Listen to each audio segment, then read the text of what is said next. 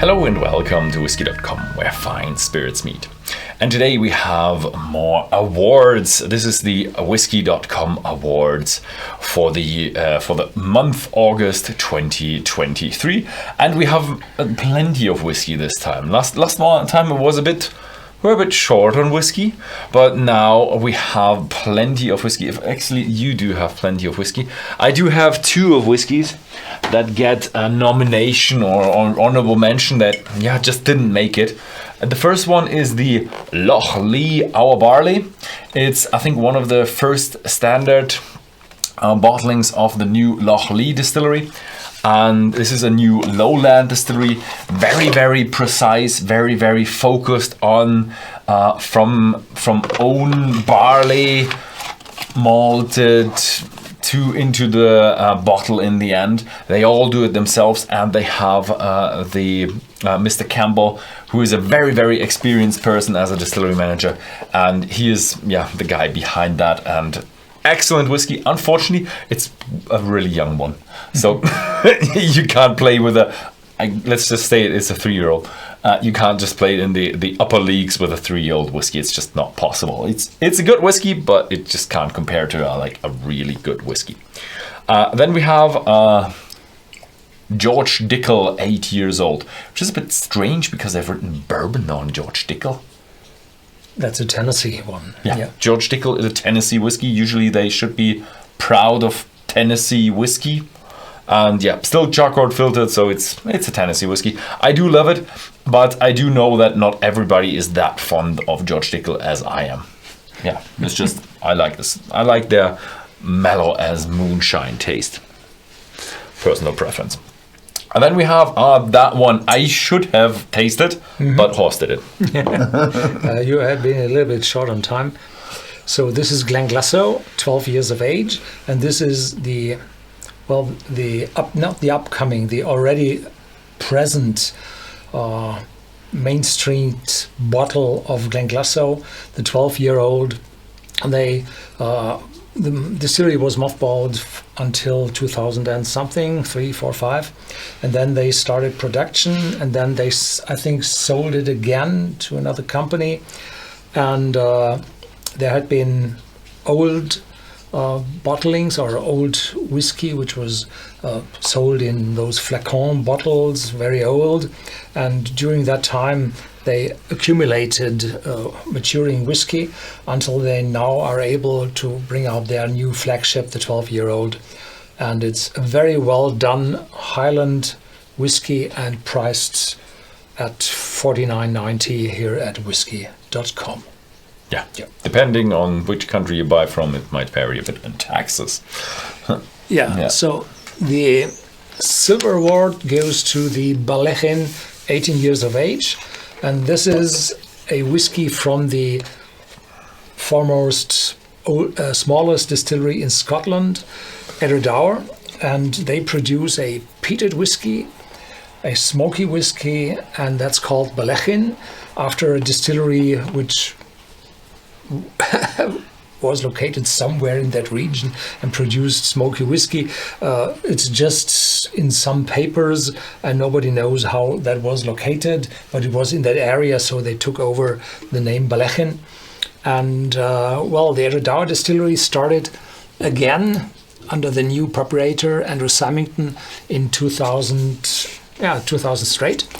And after a few years, when they had all their processes under control, they started to produce as well heavily peated whiskey, and the Ballechin is one of these. And after 18 years, they now brought out the first 18-year-old whiskey. So this is not from the first years, but from the third or fourth year into production, they now do have this 18-year-old, and it's not that cheap. Well, the amount is very small, and it's 18 years of age, so it's 164.50.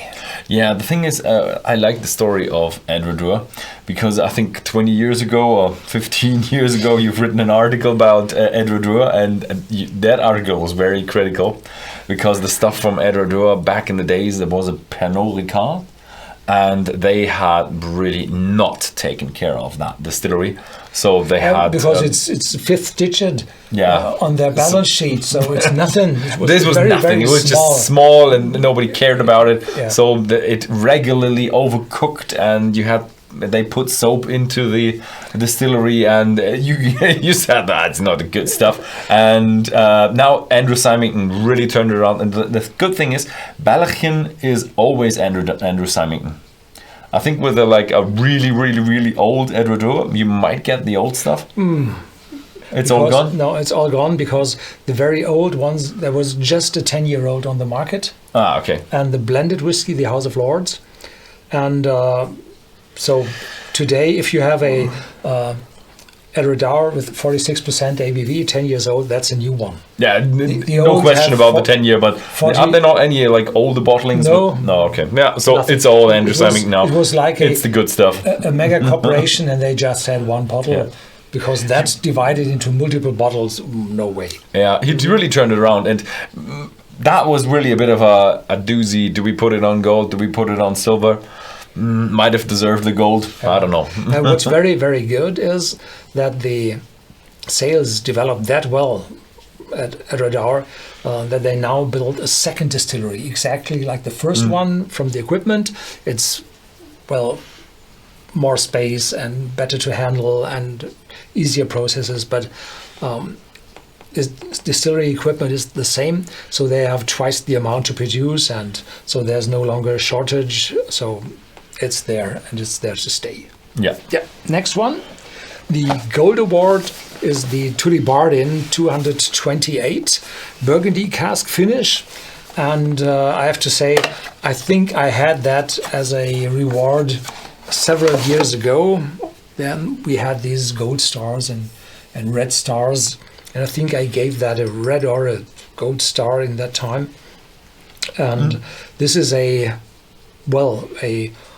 Highland whiskey, very well done, very smooth, and then finished in a Burgundy, so in a red wine cask from the Rhone Valley from France, and this gives it a very elegant but complex, wonderful flavor. And